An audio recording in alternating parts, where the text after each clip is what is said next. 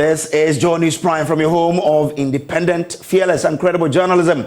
I am Samuel Kojo Brace. Our lead stories this hour. In the wake of calls by the Peace Council for ceasefire in Boko clashes, 6 more lives have been lost to this recurring conflict on Monday. We have a deeper analysis of the situation, plus take you to the ground for a live update. Now, pipes in some parts of Accra have been without water for weeks, forcing residents to rely on unwholesome water sources for their household chores. Also coming up, Teachers and Educational Workers Union TEU at the University of Ghana joined the indefinite strike by the Senior Staff Association of Ghana Public Universities. We have details from that strike. Now, from calm to chaos, that's the situation in Boko, as another round of killings took place in the area just hours after the municipal chief executive told Joy News the area has been peaceful for the past 24 hours. Boko continues to grapple with the profound loss of lives, with the latest being the killing of 6 people in the community after a bus conveying market women was shot at. More of that shortly. First, though, in the wake of the renewed clashes in Boko, the Peace Council has issued a ceasefire aiming to suppress the violence in the town. The council is mobilizing various stakeholders to foster dialogue between the feuding factions. Sheikh Aremiyaw Shaibu is a member of the council who spoke to my colleague Emefa Apao on the probe on Sunday. I would wish that we really get our politicians from the northern part of the country to establish a certain united front where both NDC and MPP and other political parties who are MPs are now talking collectively about the situation and how the situation is dire and the circumstance that is putting the people of Boko in. You see, the naming and shaming sometimes, for those of us who are peace activists, we are very particular about what we say in public, so that it doesn't undermine our strategy to want to bring the warring factions together at a round table.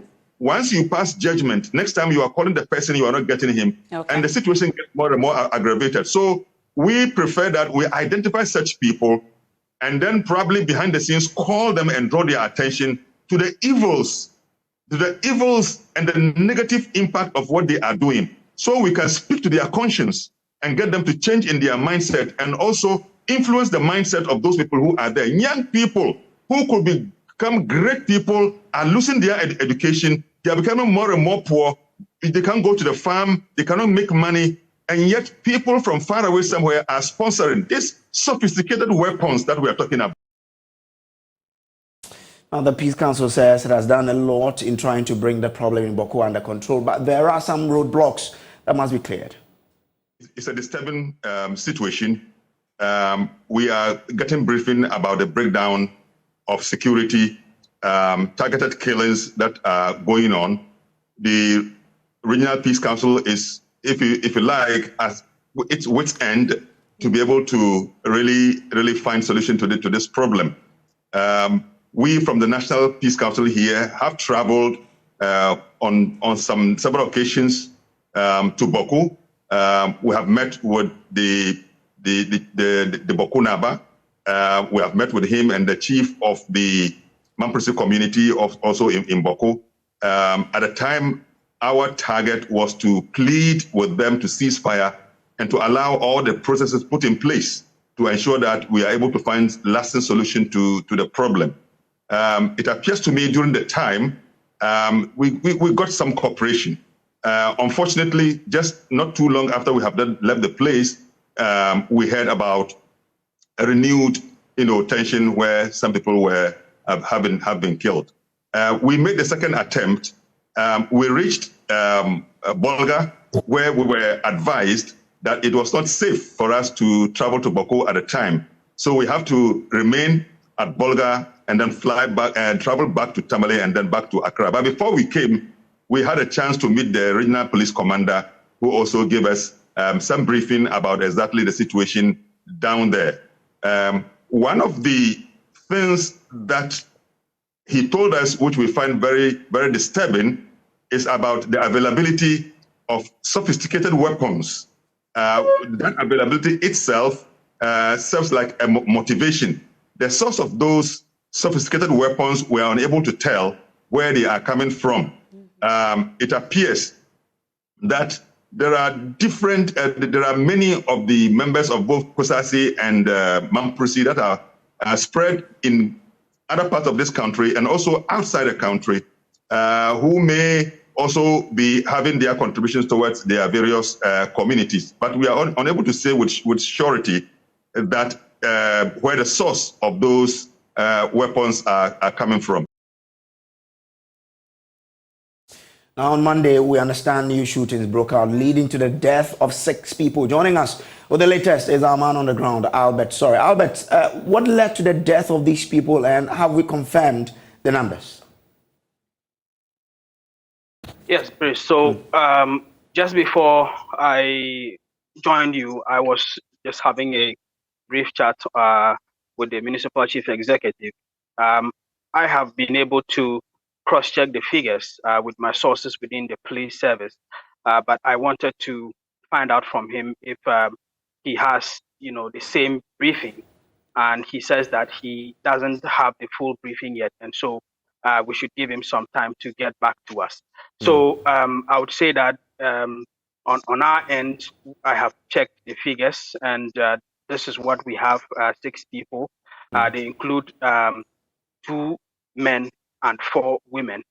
But to your other question about how it happened, we are told that this bus was carrying passengers who are mainly traders from Boko towards a market located in the Binduri district, which is just the neighboring district outside of Boko. The moment you leave Boko and you are headed towards Bolga, the next district you get into is the Binduri district before you get to Zebila.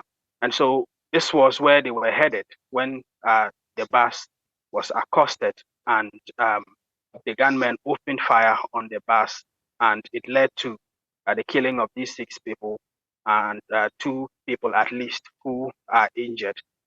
So that is what we know. Very trying times. But have we been able to identify those behind it and to also get a sense of why they did what they did?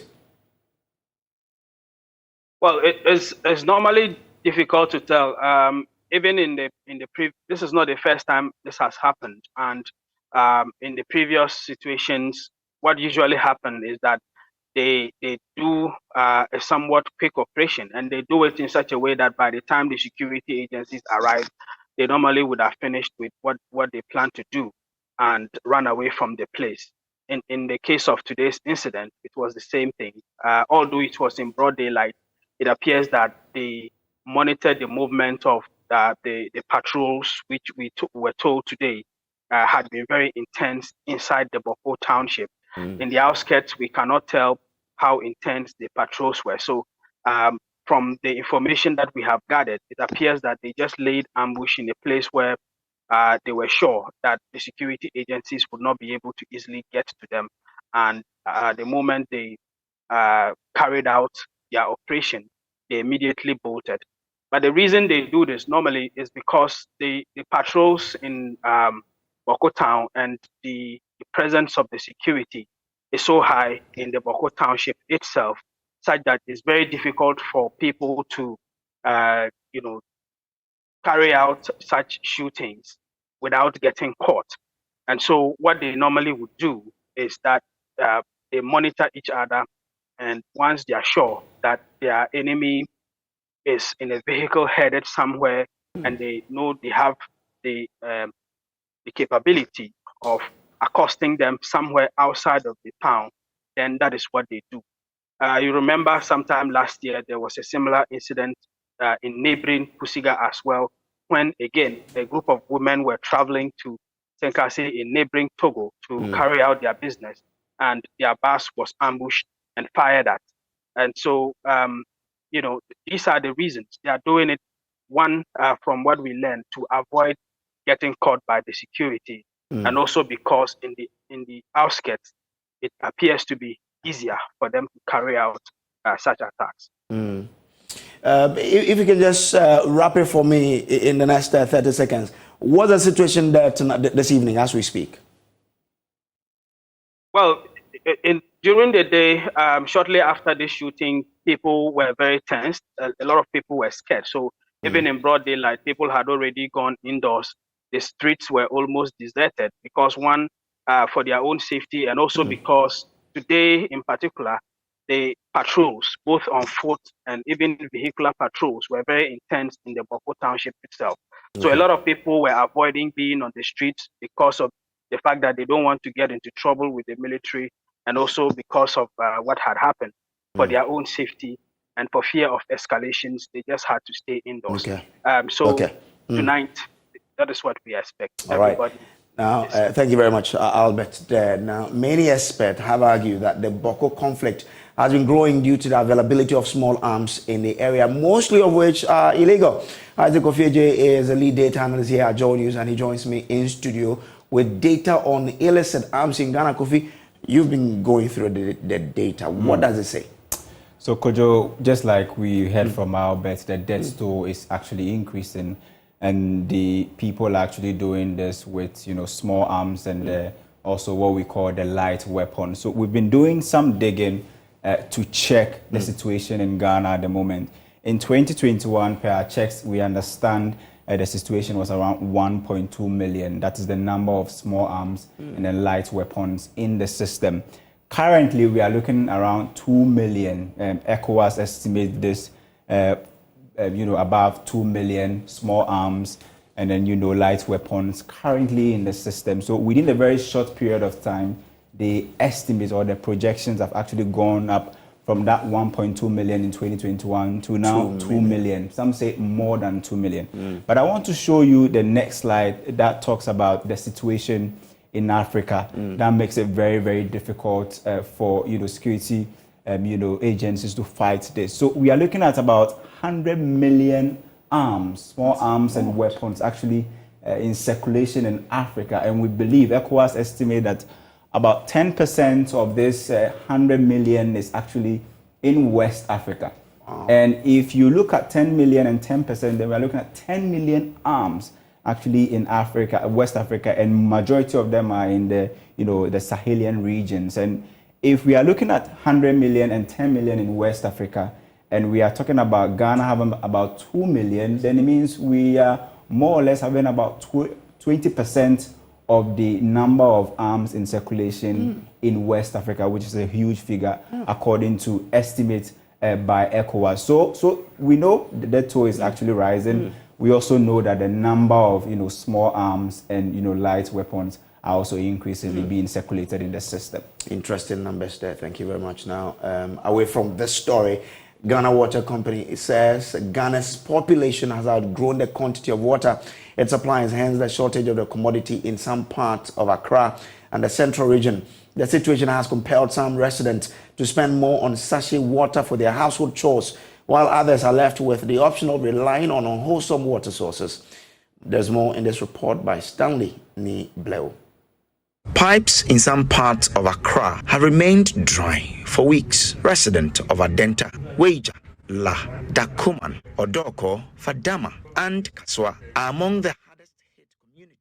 A visit to Dakuman, Alafia, Monday showed residents trek several kilometers in search of water. Here, taps have been closed for weeks, compelling the people to explore alternative water sources to augment their water supply needs. Some say the distance they cover to source for water is affecting their health. It's been 2 weeks that we've been searching for water. It has not been easy for us. They must do something about the situation because carrying that every day is affecting our health. This well is polluted, but stranded residents buy water from it and use. Businesses that depend on water for their activities have had to temporarily shut down their operations.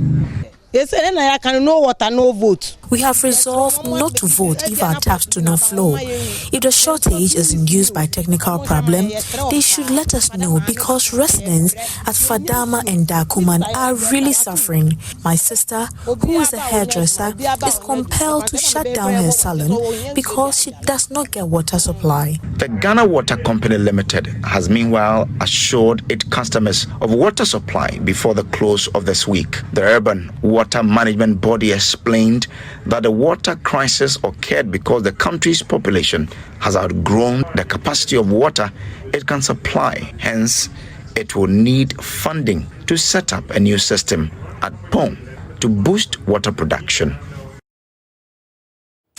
Now, Communications Manager of the Ghana Water Company Limited, Stanley Mate, joins us via Zoom. Grateful to you for joining us. Question is, if the company says that the population has outgrown your capacity, someone will be asking, what has the company been doing in terms of planning all of these years? Because you knew the population is growing. Mr. Mate, can you unmute so we can hear you telling us? Thank you very much. We will have our development plans over for some time now, more than 10 years, okay, and we've been updating it over the years. So we are aware that this needs to be done. But what we keep saying is that it's about funding, it's about investment into the water sector. So when they're able to get investors, we do due diligence and ensure that whatever we have to do will meet the test of time. Then we go ahead and we do it. And all these processes take a bit of time. So it's not like we're just sitting aloof, but there's a lot of work being done behind the scenes. Every day we get investors coming in, but it's not like you just come to tell us that you have money and expertise to do this, and then we just give you the go ahead to do that. It doesn't work that way.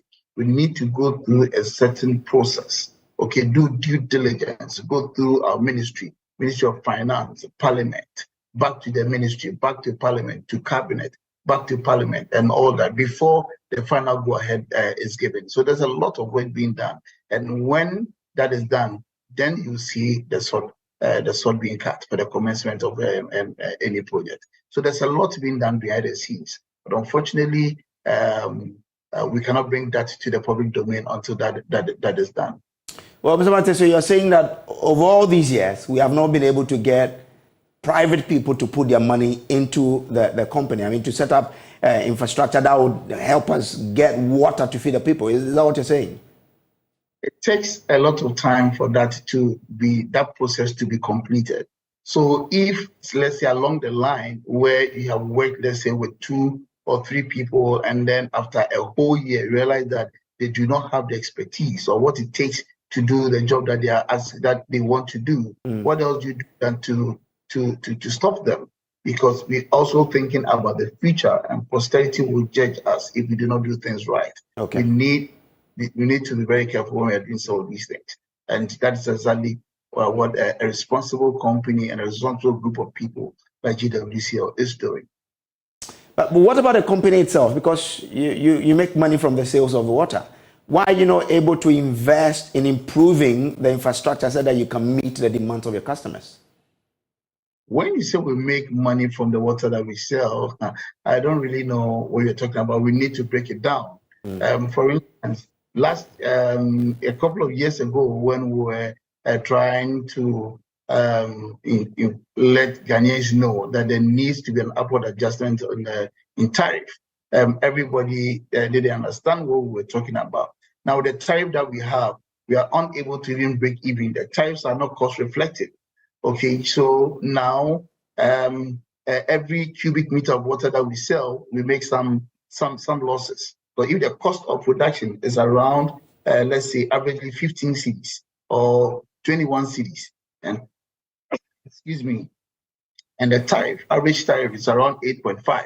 It means for every cubic meter of water that you sell, you lose some money. Meanwhile, we produce close to 200 million gallons of water in the country on a daily basis. So you can imagine the amount of money that we use.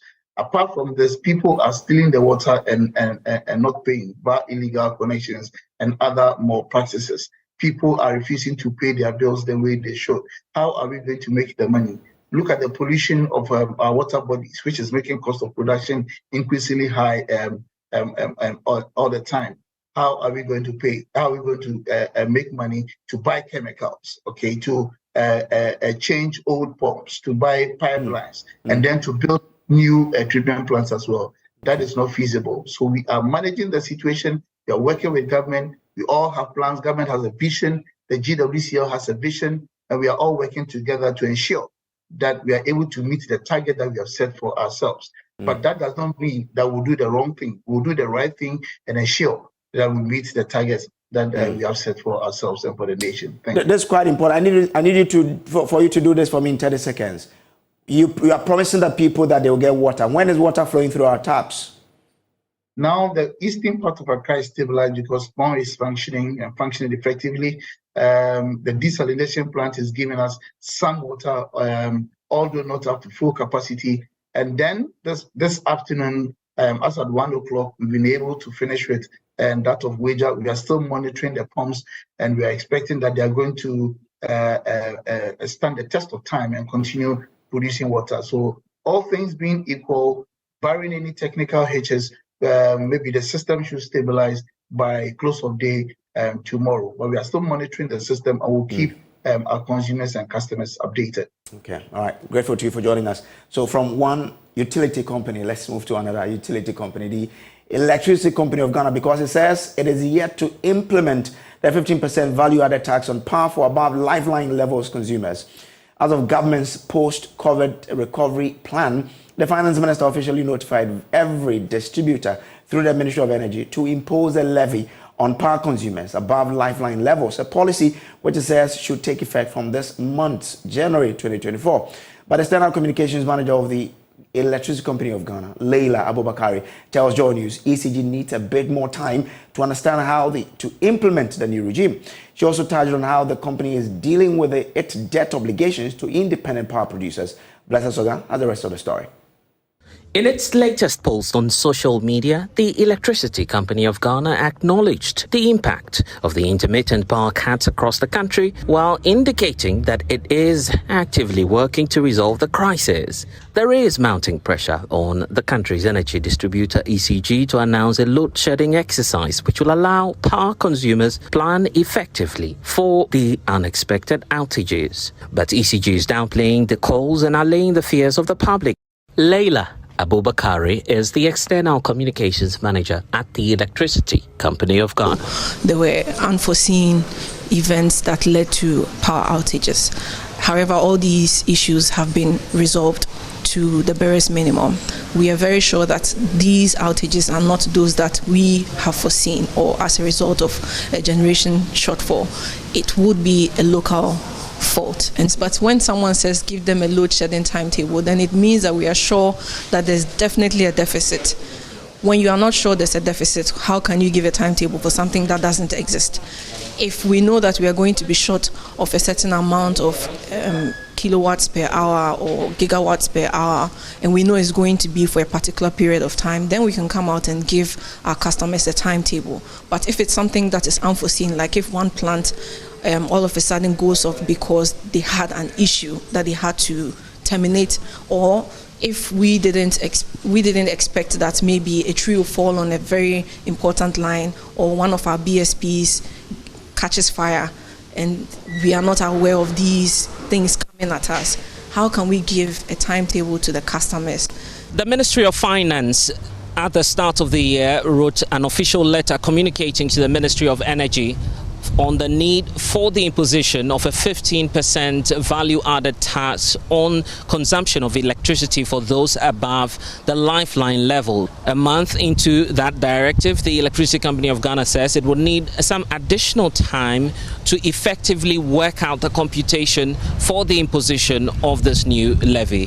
So the value-added tax announcement that came into effect in January has appalled a lot of our customers. The truth of the matter is that we haven't started implementing it, even though that letter says that it should have been activated in January. The reason being, we still have to understand how to implement this tax. So we are having active conversations with the Ministry of Finance, with the Ghana Revenue Authority, and with other stakeholders who have also brought their concerns forward.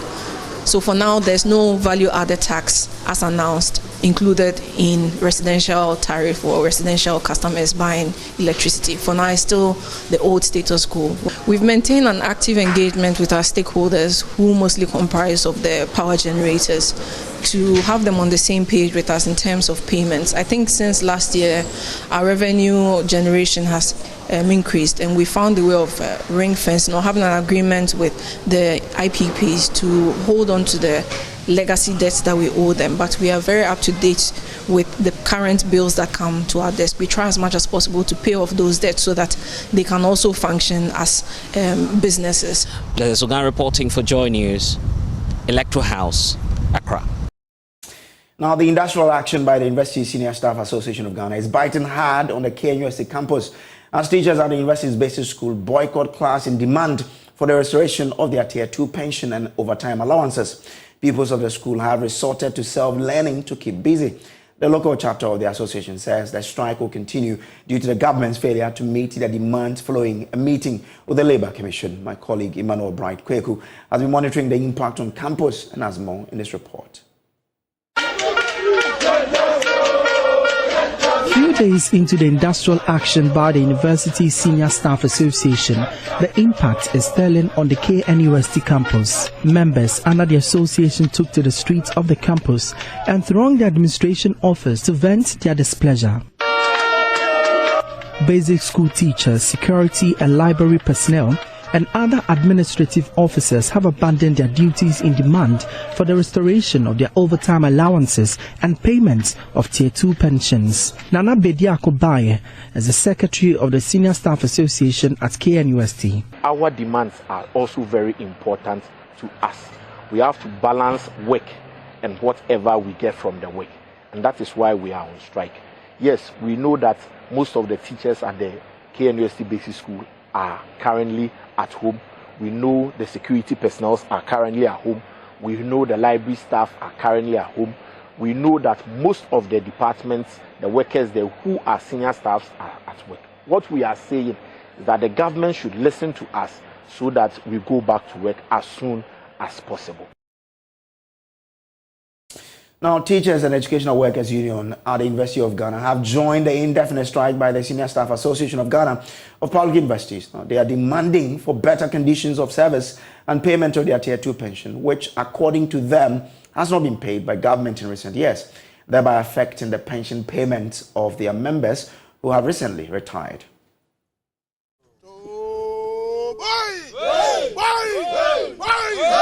The Senior Staff Association of the various public universities strike began on January 17th. At the University of Ghana campus Monday, the industrial action was in full force, with members vowing not to return to their various duties until their demands are met. When that cuts across, is a Tier 2. Everybody will go on pension. Everybody will go on pension. And if we are going to sit to grow old, go on pension, even as we are active now, who is listening to us? Then if you go on pension, who will listen to you? So this is the time to fight, to let management and the bodies, the powers that be, to understand that they shouldn't wait for us to go and be beggars for serving the nation. The association, together with the Teachers and Educational Workers Union, TEWU, is however unhappy some of their members flouted their directives and cautioned them to desist from such acts or face the consequences. Initially, when we came, the place was locked.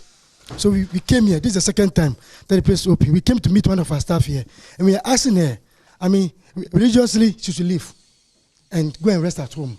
We have sent a signal, as we said, any worker who thinks that he's bigger than the union, the owner will not have it easy for that person at all.